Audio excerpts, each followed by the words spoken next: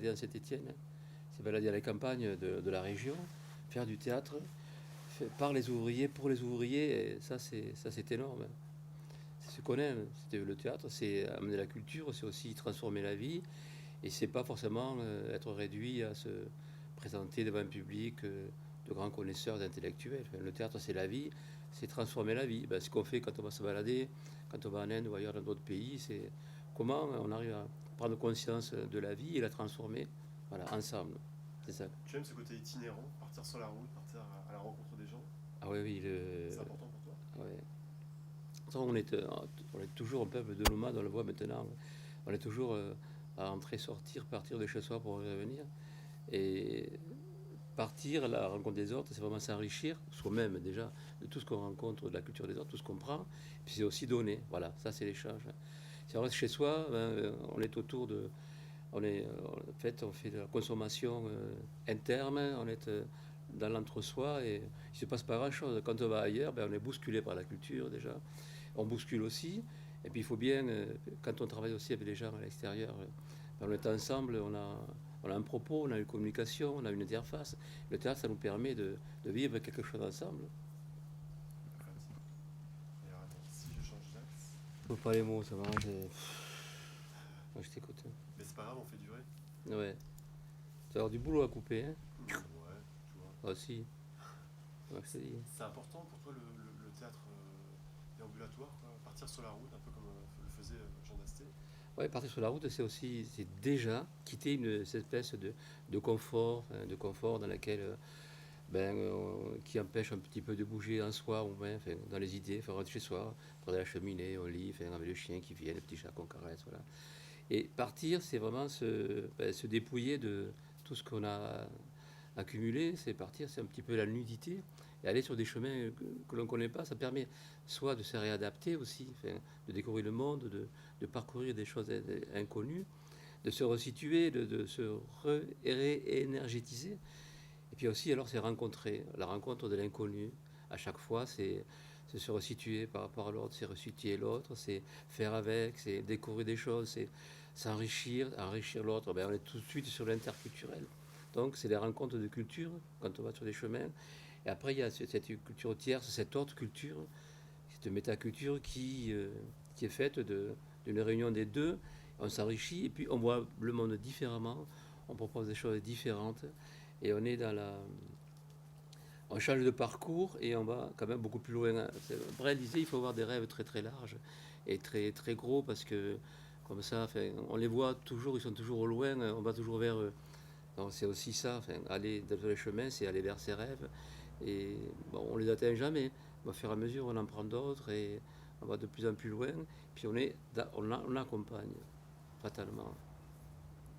Hier à Saint-Etienne, on a fait un peu de clowning Ouais. dans les rues. Là, on a eu plein de réactions.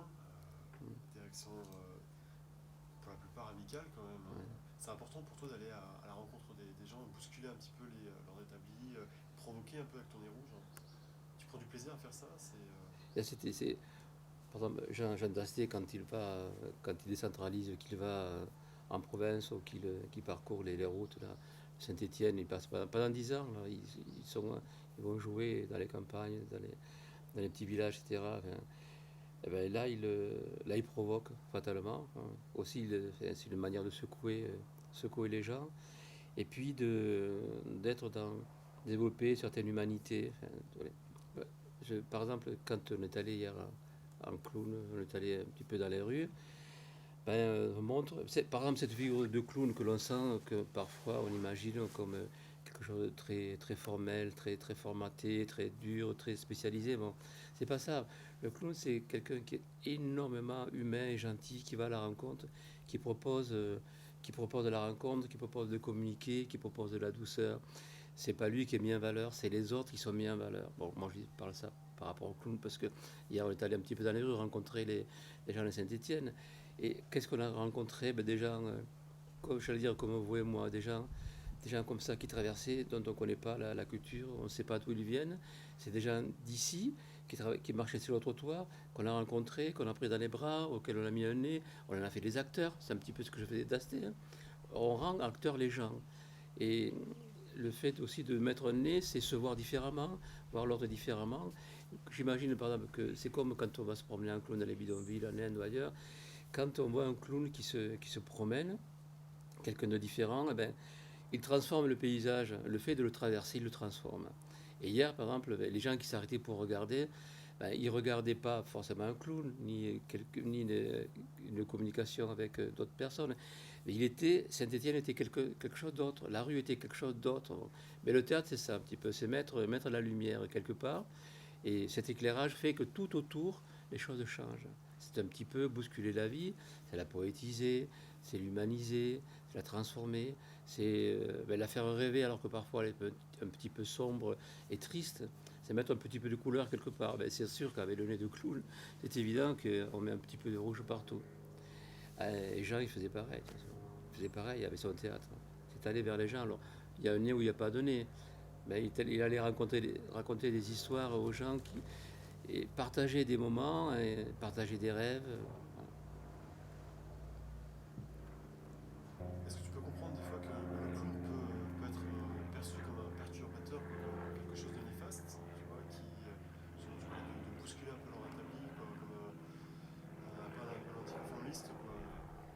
Toi, tu le vis autrement. Toi, tu le vis comme quelque chose du clown qui apporte un peu de magie, un peu de couleur, un peu de gaieté, en fait. C'est la touche de peinture dans un tableau en noir et blanc, en quelque sorte.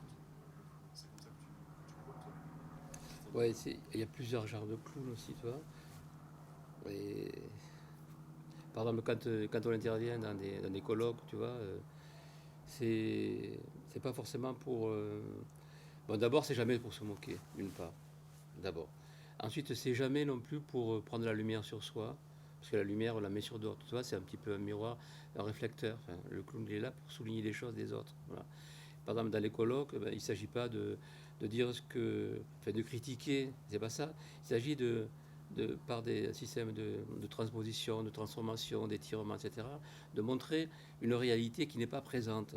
Et cette réalité, ben, elle va aider à parler, les gens à parler de choses dont ils n'auraient pas parlé, par exemple. À Montpellier, il y avait un colloque sur la, la, la prévention chez les jeunes au niveau européen, bon, il n'y avait pas un jeune dans la salle. Alors, enfin, c'est quoi? On parle des jeunes, ils ne sont pas là. Alors, les clowns, ils sont arrivés avec des postes sur la tête, etc., enfin, en dansant, en disant, ouais, nous, on peut assister là à ce colloque parce que quand même, on parle de nous, on est là. Donc, ça a fait un clash. Alors, c'est pas se moquer du colloque, mais c'est rendre présent des choses qui n'y sont pas. Et c'est révéler des choses que l'on ne dit pas, faire surgir.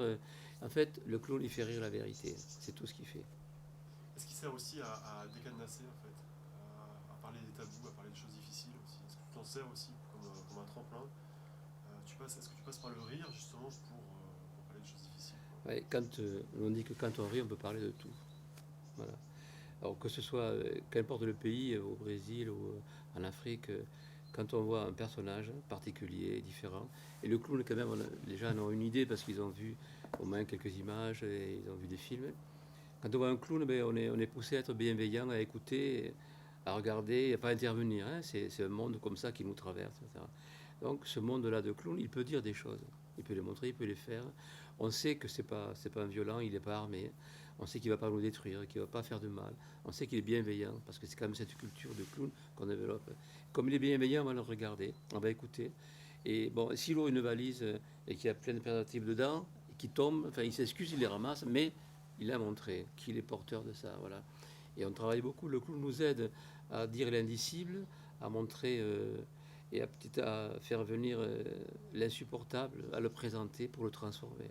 C'est une aide, c'est un médiateur pour transformer le monde. D'abord, le regarder, en prendre conscience, l'accepter, et puis le détourner s'il faut, ou l'amener vers quelque chose de meilleur, quand c'est possible. Donc c'est pas un provocateur gratuit, c'est un médiateur, une aide à la transformation. Comment les Indiens appréhendent le sida, par exemple? Tu parlais de préservatifs. Oui. Ils disent que quoi? Ça n'existe pas, que c'est pas possible. L'expérience qu'on a, mais c'est un peu dans beaucoup de pays, là, dans le Maghreb aussi, pas en Afrique, mais en Inde notamment. On ne parle pas du sida, ça n'existe pas, c'est caché. En fait, c'est les étrangers qui l'amènent. Moi, je parle d'expériences que nous avons eues au Rajasthan ou en Orissa, dans quelques quartiers de Delhi. Donc, on ne parle pas du sida, ça n'existe pas.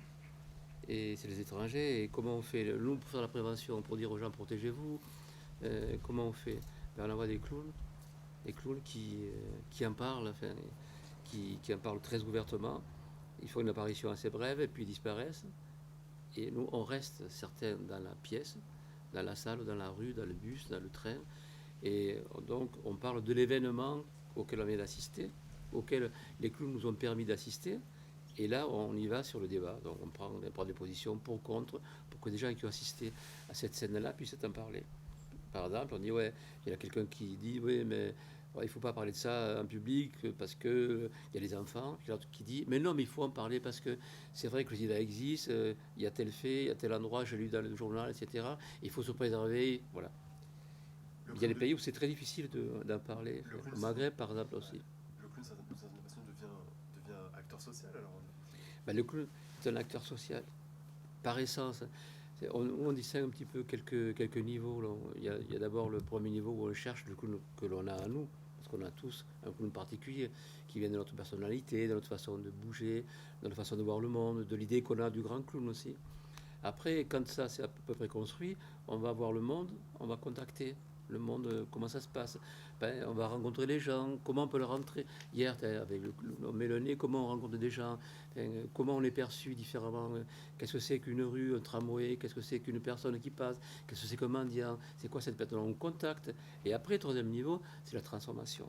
C'est-à-dire, on envoie, c'est le sens du théâtre. Hein. Jean faisait la même chose, hein, le sens du théâtre, on transforme les choses avec.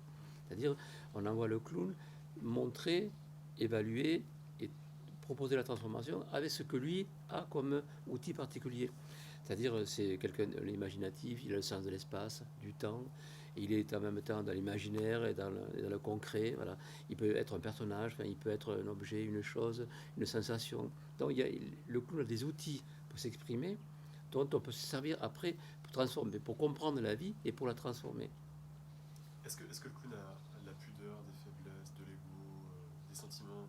Quels sont les sentiments du clown de façon générale? Est-ce qu'ils sont exacerbés? Est-ce qu'ils sont étouffés? Est-ce qu'il est introverti? Est-ce que... Comment est le clown? D'abord, moi je pense que essentiellement, le clown que nous travaillons, parce qu'il y a des formes de clown différentes, il y a aussi le cirque, il y a beaucoup de choses. Enfin, il y en a qui sont proches de la comédie de l'art, il y en a qui sont proches du bouffon, il y a beaucoup de choses. Celui que nous on cherche à faire émerger, il ne se moque pas des gens d'abord. Voilà. Ça veut dire qu'il a une certaine humilité. Ensuite, c'est quelqu'un qui est comme le monde. C'est pas un spécialiste, tu vois, du jonglage. Il fait pas des trucs extraordinaires. Il voudrait bien. Donc, il est comme tout le monde. Et là, les gens peuvent se projeter dans le personnage. Ça, l'intérêt. Se projeter dans le personnage, ils vont accepter, ils vont comprendre un petit peu ce qu'il dit. C'est pas un grand spécialiste. Donc, il a de l'humilité et il échoue souvent. Donc, il est comme nous. Enfin, on peut vraiment se projeter. S'il échoue, ben, il accepte d'échouer, ce qui fait que on est vraiment dans l'égalité avec les publics, avec la rue, par exemple, tu vois. Enfin, hier aussi, ben, déjà ils veulent pas mettre le nez, mais ils veulent pas. Enfin, on est vraiment avec eux. On n'est pas les spécialistes qui vont prouver quelque chose, au contraire. Donc il est humble, naïf. Il est naïf dans la science où on est. Ce qui est important, c'est l'émerveillement. On cherche l'émerveillement, tu vois. On clique là, hop, on allume la lumière. Enfin, on ne se rend plus compte parfois, mais on essaie d'être dans le monde comme si on ne le connaissait pas. Tu vois, chaque chose, enfin, tout est merveilleux. On expérimente, on touche. Enfin, donc c'est un expérimentateur. Donc il est naïf, il est simple, il prend les choses au premier niveau. Il aime le contact, il met le concret. Enfin, tu vois, chaque chose est importante, chaque geste. Mais pas forcément que les relations, bien sûr, sont importantes avec les gens. Mais je sais pas, de mettre ses chaussettes, ses lacets. Enfin, chaque acte est une création et quelque chose de remarquable. Voilà.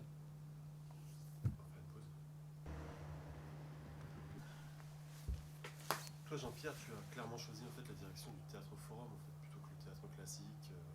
met sur les planches, on joue une pièce, on la rejoue le lendemain. Ouais. C'est, Pourquoi? en fait, dans le théâtre, il y a quand même il y a une évolution du théâtre. Hein. Enfin, par des Grecs, etc. Enfin, on va théâtre moderne.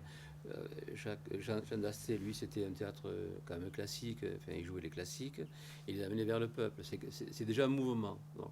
Ensuite est arrivé d'autres théâtres et là, jusqu'à ce que Augusto Boal arrive avec le théâtre de l'opprimé. Donc, et c'est un théâtre à faire pas pour les gens, mais c'est par les gens. Donc, c'est un homme de théâtre qui, par ses expériences, s'est rendu compte que le théâtre était beaucoup plus performant si c'était les gens eux-mêmes qui le fabriquaient et pas qui venaient voir. Alors il y a dans le théâtre de l'opprimé, qu'on appelle aussi théâtre forum, souvent maintenant en France, voilà, c'est des aspects. Souvent, il y a, bon, dans une représentation, quand on est au niveau de la représentation, il y a les acteurs professionnels, entre guillemets, parce qu'ils ont travaillé sur une thématique, une mise en scène, ils jouent, etc. Enfin, ils travaillent aussi l'aspect d'improvisation, de remplacement. Donc, il y a des acteurs. Mais on demande au public de venir sur scène remplacer l'acteur qui est dans une mauvaise position, qui ne sait pas se sortir d'une problématique, etc. On lui demande de venir, de prendre sa place, la place de l'acteur qui va sur le côté, et de jouer lui-même ce qu'il semble qu'il serait possible de jouer pour se sortir de la situation. Et les acteurs professionnels, entre guillemets, vont improviser par rapport à cette nouvelle situation amenée par le public lui-même. Voilà. Donc c'est un théâtre éminemment populaire puisque c'est le public qui l'invente à chaque fois. Enfin, donc les comédiens le proposent et le public le transforme et vont jusqu'à son aboutissement. Donc voilà, le cheminement il est là. Ce qui nous plaît à nous, c'est d'aller jusque-là, d'aller jusqu'au moment où c'est le public qui joue et qui est sur scène. On peut arriver à finir à 40-50 sur scène parce que le public vient, il veut faire une manifestation, une foule, il est là. Enfin, ça arrive. Et nous, c'est ce qu'on aime. Alors, ça ne veut pas dire que le théâtre n'existe pas, que c'est pas bien, etc. Mais la démarche, c'est celle-là. Par exemple, pourquoi amener au Brésil, ou dans les favelas, ou au Tchad, par exemple, bon, on a travaillé avec Métier Monde, qu'est-ce qu'on va amener une pièce classique française? Qu'est-ce qu'on va faire? Même si elle est très belle, etc. Non, on va essayer de voir, qu'est-ce que c'est quoi la vie sur place? C'est quoi les rêves? De quoi les gens rêvent? Qu'est-ce qu'ils ont envie de transformer? Comment est-ce qu'ils seraient mieux? Qu'est-ce qu'ils pensent de leur situation? Là, le théâtre, c'est un transformateur, c'est un passeur aussi de vie. Donc, on donne les techniques de théâtre et c'est après aux gens eux-mêmes, avec ces techniques que l'on a montrées, qu'on a amenées, de travailler et de jouer, d'être heureux autour des thèmes qu'ils veulent développer. Voilà, et donc il y a les troupes qui se créent comme ça. Il y en a en Afrique, il y en a au Maroc beaucoup, et après qui se développent, hein, donc, on échange. Mais le temps aussi, le temps d'y aller, le temps où les gens s'approprient ça, on est ensemble. Enfin, voilà. C'est ce qu'on aime dans les voyages. On est avec ces gens-là ensemble et on vit quelque chose parce on a- on est relié par ce théâtre ou par le clown, par quelque chose que l'on découvre ensemble et qui nous bouge et nous nourrit les uns les autres. C'est-à-dire qu'on traverse, on laisse, on repart et on revient après. Enfin, on a toujours dans ce mouvement comme des vagabonds qui vont et qui viennent, ou des tourneurs. Enfin, on repasse dans les lieux, on va ailleurs et on revient. Et chaque fois, on trouve quelque chose de nouveau qui s'est enrichi. On a amené quelque chose qui ont enrichi. Les gens l'ont enrichi et ils reviennent. Par exemple, en Afrique, les Africains, ils ont mis au point, quand ils font un théâtre forum, ils sont nombreux. Quand la personne qui présente le théâtre, on appelle ça le joker, dit voilà, on va vous jouer cette pièce, et les comédiens disent non, on joue pas. Ils se lèvent, ils veulent pas jouer. Nous, on joue pas. Non, non. On joue si vous jouez, parce que nous, ça va. Enfin, voilà. Donc, il y a des manières aussi, au niveau de la manière de jouer. Au niveau du fond, les cultures elles-mêmes vers laquelle on va nourrissent ce théâtre-là de ceux qu'ils sont. Voilà. Donc, on fait des échanges. C'est très. Enfin, on va les uns à travers les autres, comme ça, pour développer quelque chose. Voilà. Et ce théâtre-là, il est partout. Et le clown aussi, il est partout.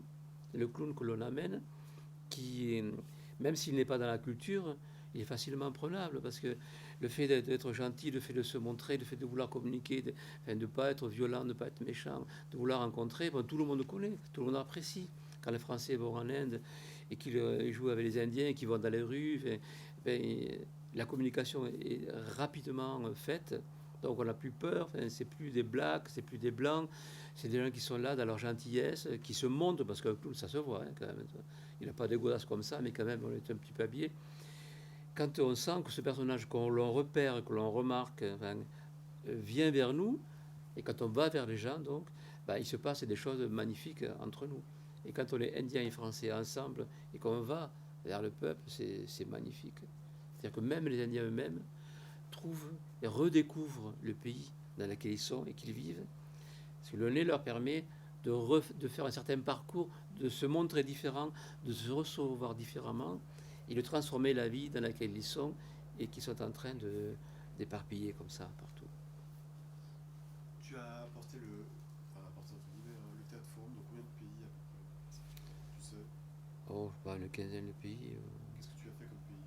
C'est l'Uruguay, le Brésil, plusieurs fois, le Maroc, beaucoup,